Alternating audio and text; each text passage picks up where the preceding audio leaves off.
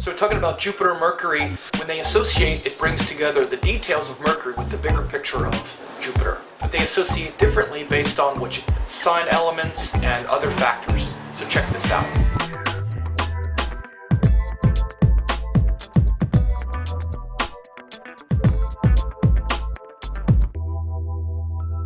Hey, it's Sam, and I'm talking about the conjunction of Mercury and Jupiter in astrology charts. When Mercury and Jupiter come together, it brings this quality of intelligence, discrimination, details of Mercury, and unites it with Jupiter energy, which has to do with hope, optimism, synthesis, bringing things together around a larger picture. These are two planets that are opposite each other. You see that they rule signs that are opposite each other, so they're really kind of mirror images, almost opposites of each other. Anytime you have that alignment of an opposite energy, you're going to have this sort of what you might call conflict around those two principles. And so it's the principle of precision, clarity, detail, which is best expressed without any kind of bias or hope or goal. That's Mercury, not really trying to get anywhere with the data, just analyzing it. And then and then Jupiter energy, which is literally focused on the meaning, the purpose, what the data means. So you can see why there's crossover and why there's even a sort of confusion about one kind of blending into the other. Particularly, because we use these things, often opposite energies get used simultaneously. Like, for instance, we can't have a good, let's say, relationship or compromise, which is Venus, without good boundaries and self-awareness, which is Mars, right? Everybody thinks their beliefs, which is Jupiter, which you might say even their religion or what they believe in, everyone thinks that higher purpose makes sense, which is Mercury. And they try to explain it to you, which is Mercury, using words. But is it really making sense? And everyone thinks that the things they're saying have some larger purpose, which is Jupiter. The words they're saying, Mercury, and the way they've understood things have some larger philosophical, purpose, which is Jupiter. And so these things get mixed. Many times planets that are opposite each other, again, they sort of contain the seed principle of the other one. It's kind of like a shadow mirror image, much like we can see the signs have a shadow reflective quality. You can see, like, the shadow side of Gemini is Sagittarius, the shadow side of Sagittarius is Gemini. Same way with Virgo and Pisces, or like, Taurus, Scorpio, Libra, Aries. So we have this kind of thing that goes on when you get a conjunction of Jupiter and Mercury. And so it's a great scenario and a great example, an opportunity to unite the things we believe with the right information that we should have. We should understand the things we believe. And if we don't understand what we believe, then it's just dogma, and it ultimately doesn't really even benefit us. Because then when we have to actually use it, we fall back on other things. This is why you see people become hypocritical.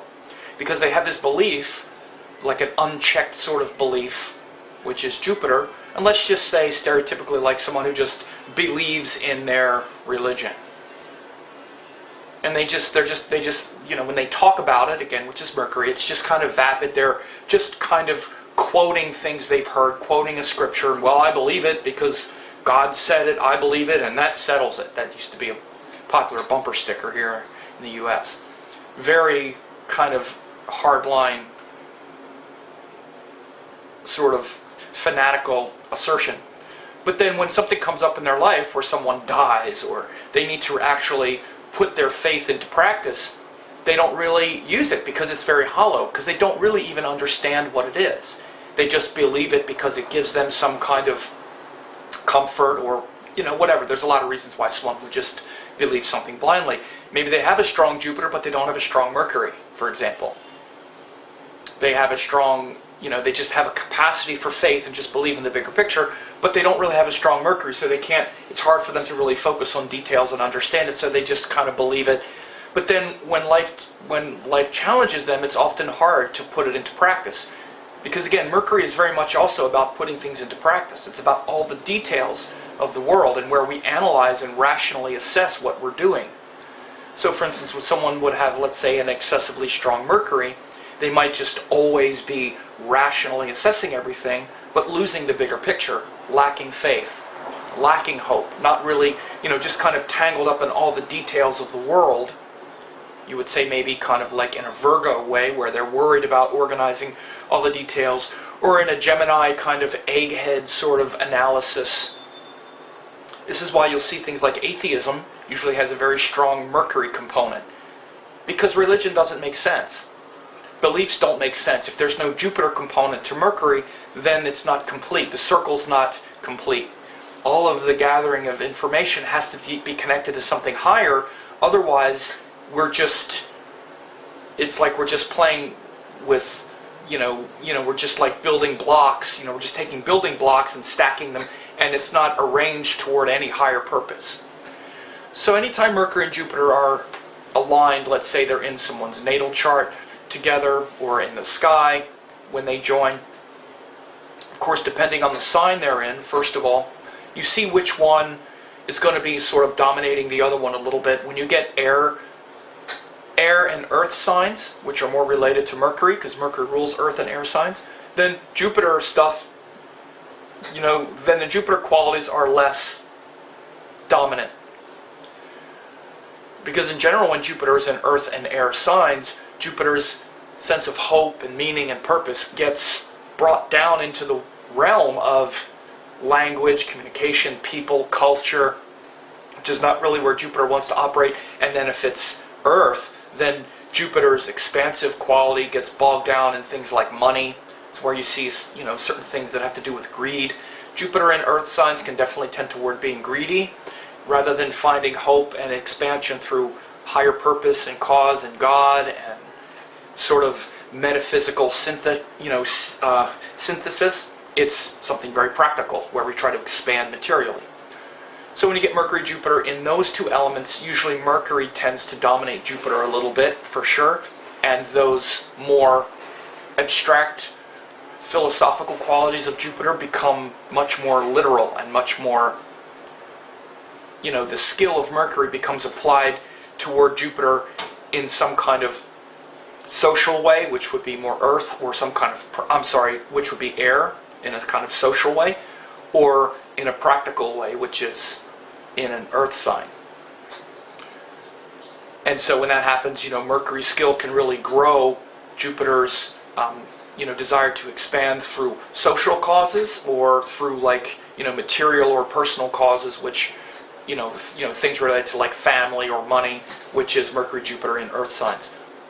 When you get them in fire signs, fire or water signs, Jupiter tends to dominate Mercury, for sure, because again, when Mercury's in fire signs, it's much more, there are much more opinions, and we're trying to get to the opinion.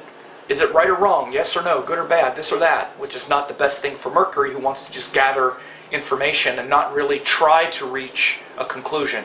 You want to understand that about Mercury. Mercury is not about having some final verdict, some final opinion. This is right, this is wrong. That's not the Mercury part of us. Jupiter's fine with that. This is the right path, this is the wrong one. That's what Jupiter, Mars, the Sun, they're very much about that kind of delineation. Mercury is about saying, is that really true? It's about actually testing and challenging those opinions. So again, when you get Mercury in a fire sign, we tend to want to rush to the conclusion too quickly. And instead of gathering a lot of information without a conclusion, when Mercury's in fire signs, it's like, oh, here's 3 pieces of information and I already have an opinion about it. Because we're rushing to get an opinion rather than rushing to, rather than taking our time and playfully exploring. So when you get Jupiter, Mercury, and fire, Jupiter's fiery philosophy tends to dominate Mercury's precision and flexibility. If it's in water, then of course, again, Jupiter's watery nature to want to synthesize and merge through the heart, through teachings, like we have our love for our gurus and all of that, and that wanting to expand and sort of disperse and unify in a more metaphysical way. Again, all this just blurs the precision of Mercury, which likes precision. Just like, how easy is it for you to speak clearly and to communicate what you really feel, or what you really think when you're, crying or when you're emotional. So Mercury in water signs has that tendency to be more emotional with information and not as precise. So again, Jupiter, Mercury in the water signs and fire signs tend to favor Jupiter. In the earth and air signs tend to favor Mercury. But again, you want to understand these two energies when they join. You'll often see people who have a lot of interest and skill in astrology, for example, and other kinds of metaphysics, because again, it's uniting the details with the bigger picture. And so again, the way the person might experience it is these kind of fits and starts, and one dominating the other a little bit. But eventually when planets join, there is a synthesis.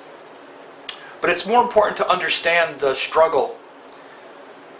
Because, like, for instance, when you're doing a reading for someone, you don't want to talk about the synthesis, you talk about the interchange. You talk about the interplay. And that's what happens, like if I see someone, when I'm doing a reading for someone who has that kind of, Mercury-Jupiter conjunction, or even something like, Mercury and Jupiter sign, Jupiter and Mercury sign, all of that, all of those relationships have to come out, and rather than just saying, oh, that's good, they're together, that's good, you'll be interested in astrology. That's not really exposing anything. You want to talk about the specifics in each and every situation, because of course then you also have the houses it's in, the rulerships and all that. But just in general, what we can understand when Mercury and Jupiter associate with each other. By the way, this also can mean when Mercury is in Jupiter's nakshatra, or vice versa, and whatnot. Even when we get things like a Mercury-Jupiter dasha, or Jupiter-Mercury, and these two energies are now active at the same time. So it's easier to talk about a conjunction and whatnot, but these are really associations, when you get these energies associating, and of course every association is different. The planet in a nakshatra is different than a dasha, different than a conjunction, different than one in another sign, all that stuff. These are all the subtleties. But the energies interacting with each other, this is how Mercury and Jupiter interact. And I hope this was interesting to hear, and I hope this helped you understand a little more.